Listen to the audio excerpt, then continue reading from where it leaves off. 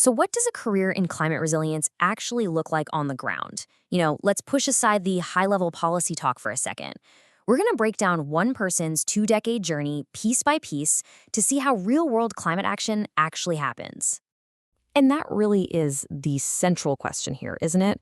We hear about these massive multi-million-dollar climate projects, but how does all that money translate into helping a farmer on the ground? Well, it turns out you can find the answer by tracing the career path of one single expert. Okay, so let's meet Rasaheb Bendre. His career over the last 20 years in India is, well, it's pretty much a blueprint for how one person's specialized knowledge can scale up to create massive, tangible impact. So let's dive in, right from the beginning. Okay, first up, an expert's profile. To really get how he ended up managing $100 million projects, we've got to look at the incredible foundation of skills he built for himself. This combination of skills right here, this is the secret sauce.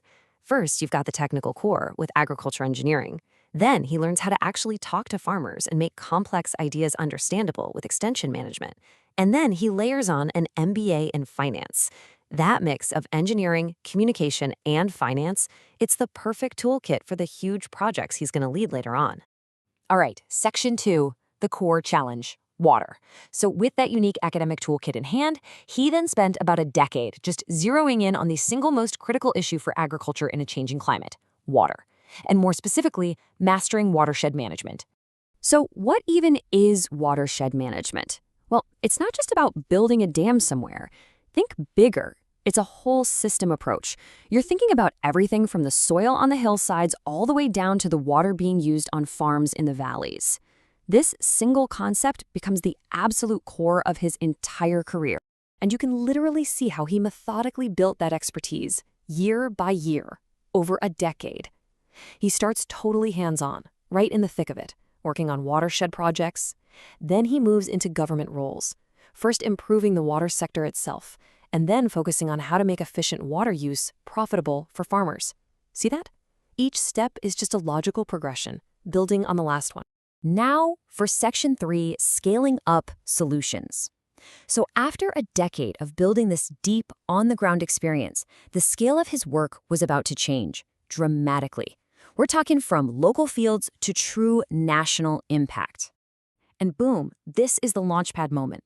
All those years of focused work on watershed management made him the absolute perfect candidate to lead these enormous World Bank-funded climate resilience projects. This is where his career really, truly takes off. I mean, the scale here is just staggering. We're talking about projects across multiple states, each with a budget in the hundreds of millions of dollars. But look closely.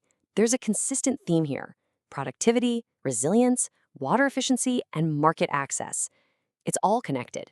He's just applying the same core principles he learned, but now on this immense new scale. This quote from the Rajasthan project just perfectly captures the elegance of this strategy. It's not just about saving water, it's about making conservation profitable. More rupees per unit of water. That's such a powerful idea.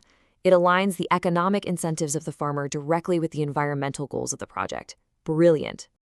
Okay, section 4, from field to policy. So he's managing these enormous projects, but what does that actually mean day to day? Let's break down how the work actually gets done. It's really easy to get lost in those big numbers, right? So what does a specialist on a multi-million-dollar project actually do? Well, the work really boils down to a clear, repeatable process. A huge part of his role is something called technology transfer. But this isn't just dropping new gadgets into a village and walking away. No way. It's a really careful 4-step process. First, you figure out the specific risks. Then you adapt solutions so they actually fit the local context. Third, you demonstrate that they work. And finally, and this is the most important part, you build the local capacity to sustain it through training. And here's what that looks like in practice. He's not just up in an office strategizing. He's writing these hyper-detailed project reports that are the actual blueprint for action. He's developing knowledge banks in local languages so the information is accessible to everyone. He's managing contracts with major research institutes and planning massive training events.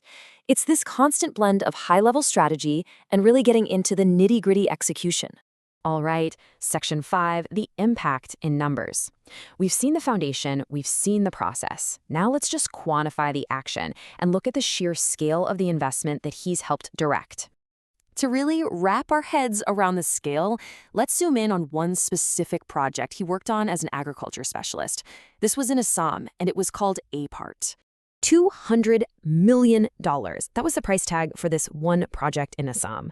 That is a staggering figure, and it just goes to show you the level of investment that is now flowing into climate adaptation for agriculture. So what does $200 million buy? It buys systems. The goal wasn't just to hand out tech. It was to build resilient value chains and production clusters from the ground up, connecting small farmers to the knowledge and markets they absolutely need to withstand future climate shocks. And from Assam, his journey keeps going. His current role as a consultant is with the Magnet Project, back in Maharashtra. And you guessed it, the scale just keeps growing. $300 million. I mean, the scale just keeps escalating.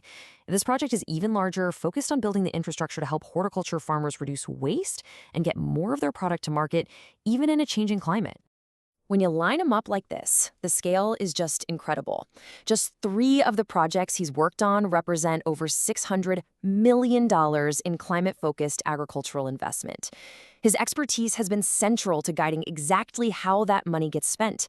The numbers, well, they really do speak for themselves. And really, that's the ultimate takeaway here. When we deconstruct this one career, we see the blueprint: a specialized technical foundation, a decade of hard-won experience, and the result is being in a position where you are steering hundreds of millions of dollars towards solving a global crisis. Which leaves us with a final and pretty crucial question. We've seen the template for how one expert can shape the future for thousands. But as climate challenges get more and more intense, the question isn't just what the solutions are, but who out there is going to have that unique blend of skills and dedication to actually build them.